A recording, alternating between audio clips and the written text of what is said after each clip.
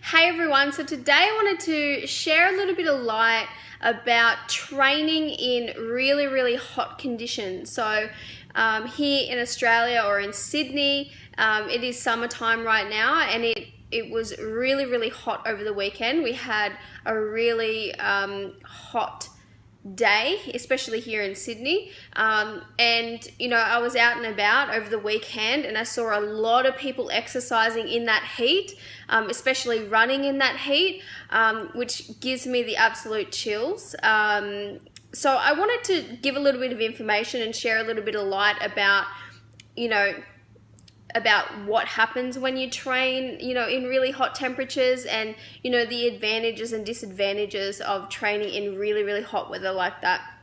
Now, me personally, you wouldn't catch me outside training in that temperature at all. I think that it's just way too hot. It can be quite dangerous as well, and you know, I know that a lot of my clients, and well, a lot of their clients, my clients' friends, and you know, different people that I spoke to have people they know that exercise, you know, right bang in the middle of the day. But you know, you've got to be very careful when it's really hot, right? You've got to be really careful because it can be quite dangerous, especially when, you know, our temperatures yesterday was like, you know, out Penrith was 47 degrees or whatever it is, and you know, I know that out in the country it gets really hot as well, so you've got to be very careful. So I wanted to give a little bit of information and knowledge about training when it's super duper hot. The first thing that I wanted to cover is that a lot of people assume that the more that you sweat, right, the more you sweat, the more calories you burn, but that's actually not the case. So sweat is not a reflection of how many calories you're burning. You know, different people sweat different amounts. People have more sweat glands than other people. So just because you sweat a lot doesn't necessarily mean that you've burnt more calories than someone who doesn't sweat as much as you. So you can't measure your workout based on how much you sweat. What you've got to understand is sweat is a function that the body has, and it's a function that helps your body cool down, right? So you can't measure, like I said, you can't measure how good your workout has been just based on the amount that you sweat. You know, a thing that you've got to remember as well is that when you sweat a lot, especially if you go for a run, let's just say in heat, if you sweat a lot, then you come home and you weigh yourself.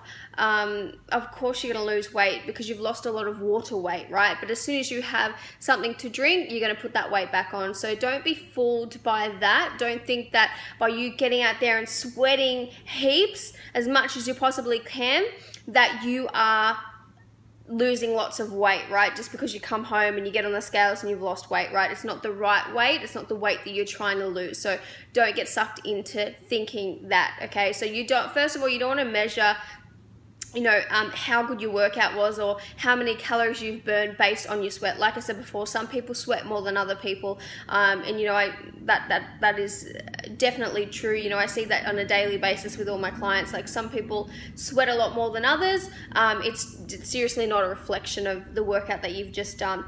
Now, in terms of heat and how many calories you burn, you definitely tend to burn more calories in a hotter environment because your body has to work harder to cool itself down. So you definitely burn more calories from that aspect.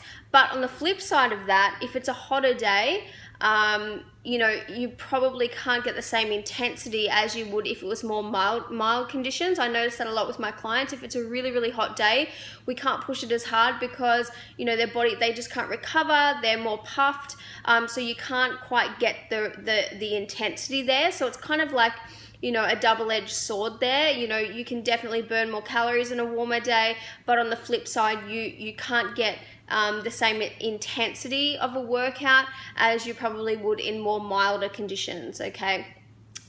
So obviously it depends on person to person, but I personally think that in really hot conditions, and what I've noticed over the years is that a lot of clients are really super duper puffed in really hot conditions and they just can't recover properly. Yeah. Now, the other thing that you've got to remember about really hot weather is that it can be quite dangerous, right? Especially if you are dehydrated to begin with. You know, you might have had a night drinking, you might drink a lot of caffeine, you might have had a few days in the sun, and you might not be replenishing electrolytes properly. So the thing is about dehydration is that you can still be dehydrated if you drink plenty of water, because what happens is with dehydration a lot of the time is it's because your electrolyte balance is out. So that's why there's such things as Gatorade. You know, that's why a lot of people drink Gatorade after a run, because it replenishes electrolytes.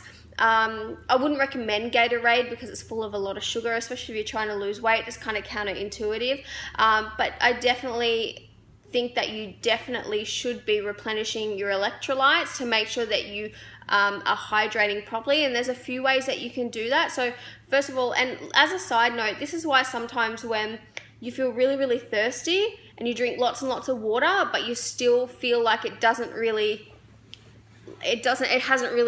quench your thirst, and most of the time that's because you need to replenish your electrolyte balance and balance that out. So like I said, there's a few ways that you can do that. First of all, there's, you know, like the young coconuts, the proper ones though. You got to be very careful about the stuff that you buy in the bottle at the supermarket. A lot of the times they don't actually contain the electrolytes that you need. You can try like a hydrolyte, which is, you know, you can get from the chemist most of the time. That's used a lot of the time when people have a sick, like vomiting and all that kind of stuff. So that will replenish your electrolytes as well. The third way is that you can add in a little bit of Celtic sea salt to your water. Now, most people don't want to do that, and it can only be Celtic sea salt or a Himalayan salt. It can't be like a table salt, because that does the exact opposite. But you know, people are like, what? Really? Add salt to your water? Isn't salt bad for you? Iodized salt, so your table salt, is bad for you, but the Celtic sea salt is completely, it does the complete opposite, okay? And your Celtic sea salt has like, I think it's like 90 or maybe like 84, 85, for some reason that number's in my head, has 84, 85, maybe 86 trace minerals in it. And what that actually does is helps balance your electrolytes out as well. So when we go back, if we think back to what I just said, the Gatorade, so we got to remember about Gatorade, the main ingredient in there is salt, right? So it's basically just doing what Gatorade does, but without the sugar. Okay, so just remember that when you're thinking about what I'm saying and you think, oh, salt, really? But yeah, so it does the exact same thing. But that's something you got to start to think about as well, especially in this heat, especially if you're out there exercising in this heat. You've got to make sure that you are rehydrating properly, right? That's why, for example, if you've been out there exercising and let's just say you went out there yesterday or Saturday and you're out like going for a run at midday, and you're sweating up a storm, you've lost a kilo, woo! But you feel super duper tired for like 2 or 3 hours after the run, that's because you probably need to rehydrate, right?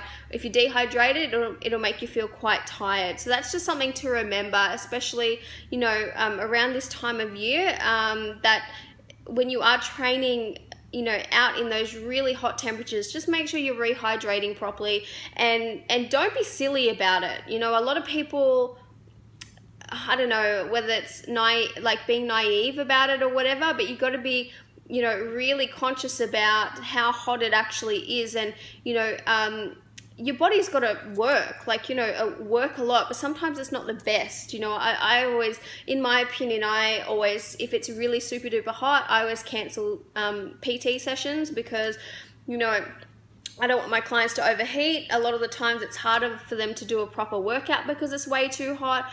And I just personally just, you know, don't think that it's the best time to work out. You know, if you want to work out, it's probably best to do it in the morning when it's a tad bit cooler. I think you can get a better intensity. You know, you can still get a sweat on as well. But like I said before, remember, sweat doesn't reflect how intense or how many calories that you're actually burning in the workout. It's about the intensity.